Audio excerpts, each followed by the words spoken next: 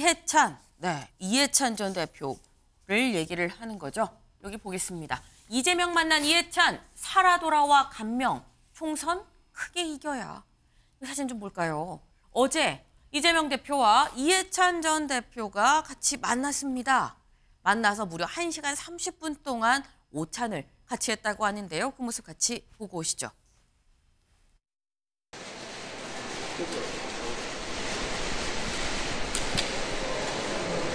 이렇게 아주 정말 살아오신 거에 대해서 정말 감명을 많이 받았습니다. 이렇게 생활을 하셔서 선거를 진두지휘할 수 있게 돼서 참 다행이라고 생각하고 올 4월 총선에서 아주 크게 이겨서 꽃을 피우는 게 매우 중요하다고 생각을 합니다. 네, 지금 총선을 어제는 80일 남긴 그런 상황이었었죠. 좀 묘한 그런 타이밍입니다. 이재명 대표 좀 피습 사건이 있고 난 뒤에 퇴원을 하고 당무에 복귀하고 얼마 되지 않아서의 상황도 있고요. 총선을 목전에 둔 상황도 있고 지금 이 시기에 지금 보시는 것처럼 이해찬 전 대표와 이재명 대표 두 사람이 만난 건 조기현 변호사님 어떻게 의미를 볼 수 있을까요? 뭐 원래 예정된 일정이었다고 합니다. 1월 네. 초에 뭐 전 총리님하고 당의 원로들을 만나면서 이번 총선에 대한 이제 조언을 듣는 과정이었고요.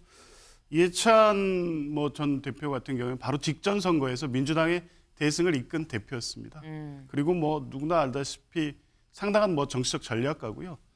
지금도 역시 여러 가지 정치 현안에 대해서 정확하게 보고 있다 이런 평가를 받는 분이시기 때문에 아마 긴 시간을 통해서 이번 선거를 어떻게 치를 것인지에 대한 가감없는 조언을 하셨을 것이고 아마 이제 그런 자리였을 것으로 봅니다. 네.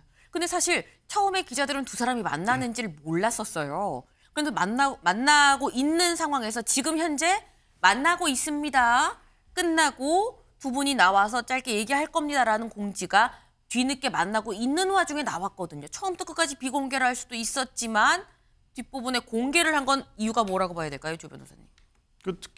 특별히 뭐 이해찬 전 총리와의 자리가 공개 비공개 어떤 정치적 의미를 둘 만한 자리는 아니지 않습니까? 뭐 이낙연 전 대표처럼 당에 대한 어떤 문제점을 지적하면서 신당이나 탈당을 예고한 상황에서 만남 이런 건 아니기 때문에 네. 통상적으로 이렇게 조언을 듣는 자리였고 그런데 이제 선거 관련해서 이제 주시는 메시지 관련해서 충분히 이제 의미 있는 얘기를 하실 수 있다고 봐서 뭐 관련해서 나눈 얘기들을 브리핑하는 식으로 나오지 않았나 싶습니다. 뭔가 총선을 앞두고 이재명 대표를 사실 그 전에도 계속 물밑에서 계속 지원을 해줬었던 사람이 이해찬 전 대표죠. 대선 주자로 이재명 대표가 가기까지도 이해찬 전 대표가 있었기에 가능했다라는 얘기도 나오는 상황에서 총선을 앞두고 좀 힘을 실어주는 부분이 아니었겠느냐라는 생각이 드는 어제의 회동이었는데 말씀 중에 잠깐 나왔죠. 뭐 이해찬 전 대표 충분히 만날 수 있는 거 아닙니까? 이낙연 전 대표처럼 뭐 다른 탈당한다거나 이런 얘기한 사람도 아니고 라고 말씀을 하셨어요. 이낙연 전 대표는 요즘 이게 화두입니다. 다음 기사 볼까요?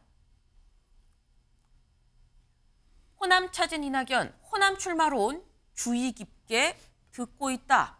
이낙연 전 대표, 이게 대체 무슨 얘기인지 주의 깊게 듣는 이 사람들, 그러니까 이 누가 이런 얘기를 했는지 직접 들어보고 오시죠. 신당 세력의 총선 승리를 위해서 호남 쪽으로 좀 가셔서 호남에서 신당의 바람을 좀 일으켜 주셨으면 좋겠다. 사실 총선 물출마에 대해서 저는 개인적으로 반대 의견입니다. 출마를 해야 된다. 출마해야 저는 된다. 광주에 출마하시는 게 맞다고 봐요. 예, 우선은 전라북도라면 모든 지역구에 후보자를 내야 한다고 생각을 합니다. 그리고 낼 수 있을 거라고 보고요. 네, 이낙연 전 대표 저런 얘기들 지금 호남에 좀 나와 주셔야 뭐 광주로 나오시는 게 맞다라는 이런 얘기들에 대해서 이낙연 전 대표 기자들이 물었습니다. 지역구 출마하시는 겁니까? 그랬더니 총선 출마 생각 없다는 얘기는 꽤 오래전부터 했습니다. 다만 동지들이 충정으로 출마를 요구하고 있는 걸 잘 압니다. 그런 요구를 주의 깊게 듣고 있습니다. 라고 얘기를 했습니다. 주원규 의원님.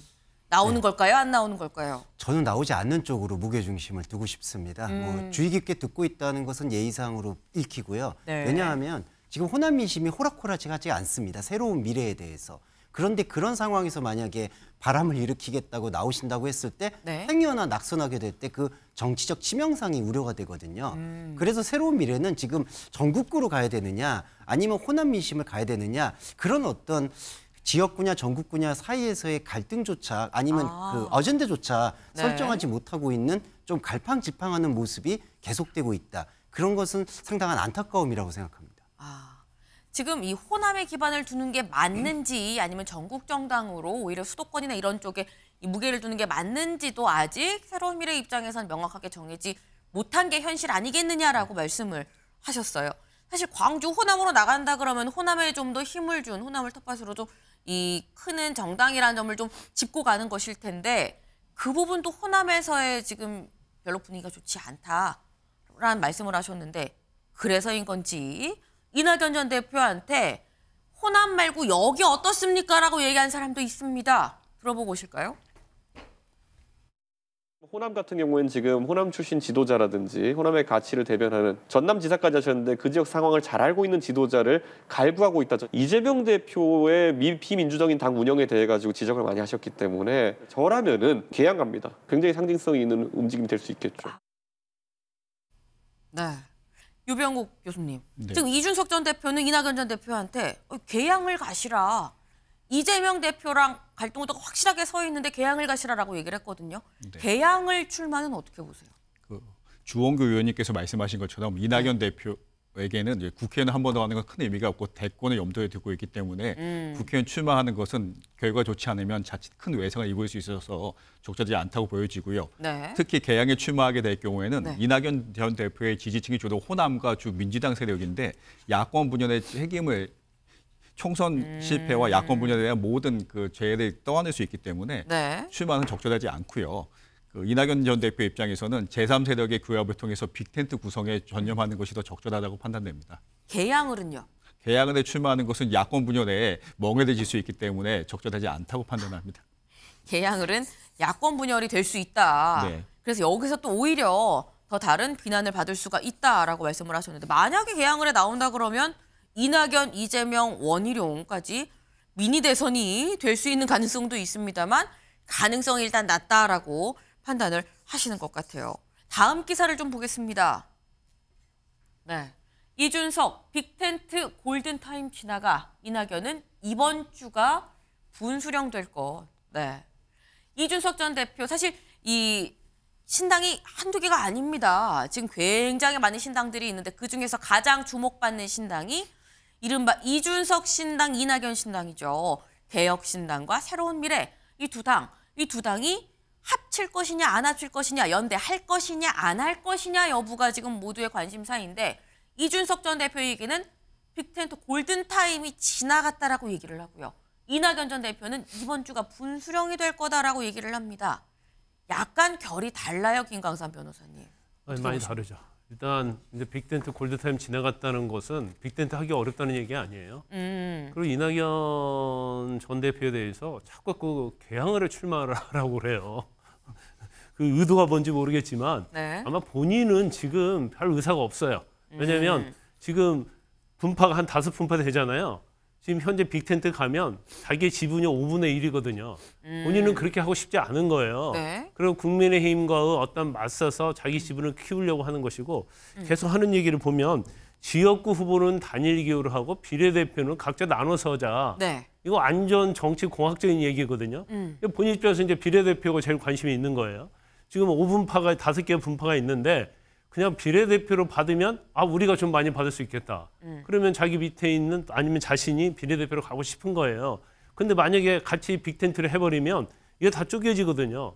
결과적으로 비례대표 현재 주도권에 있어서 이걸 본인이 적게 가지는 걸 원치 않기 때문에 그냥 그렇다고 해서 나 빅텐트 가지 않겠다고 하면 역풍 맞을 수 있거든요. 그러니까 빅텐트 하는 모양새는 취하면서 결국 마이웨이 하고 싶은 그런 마음속에 있는 거예요. 그걸 정해놓고 저는 이준석 전 대표가 가고 있다. 그렇지만 지금까지 뭐 본인의 뜻대로 다 되고 있는 건 아니잖아요. 그게 정말 그렇게 될지 안 될지는 두고 봐야 하고 또 더군다나 또 선거법이 있잖아요. 네. 선거법도 뭐 여러 가지로 또 변할 수 있는 가능성이 있기 때문에 그걸 지켜봐야 한다고 봅니다. 네. 지금 말씀 중에 나온 게 이준석 전 대표는 아마도 비례를 생각하는 거 아니겠느냐, 그리고 본인도 비례로 지금 이 국회에 원내 입성을 하는 걸 생각하는 거 아니겠느냐라고 말씀을 하셨는데, 주원교 의원님, 네. 이준석 전 대표가 지역구 출마가 아니라 비례로 나갈 거라는 이런 전망은 어떻게 보십니까? 저는 반반이라는 생각이 듭니다. 네. 그래도 계속해서 공언해 왔었던 것은 자신이 가장 어려운 곳에서 어려운 싸움을 하겠다라고 공언했기 때문에 그 네. 어려운 싸움이 비례대표 후순위 정도로 보이지는 않거든요. 그렇다라면 분명히 상징적인 장소로 지역구 출마할 것이다. 네. 뭐 영남 출마도 고려해 볼 수 있는 카드가 있을 수 있겠고요. 그렇기 때문에 아마 저는 무게중심을 둔다면 지역구 출마를 고려할 것이다라고 생각을 하고요.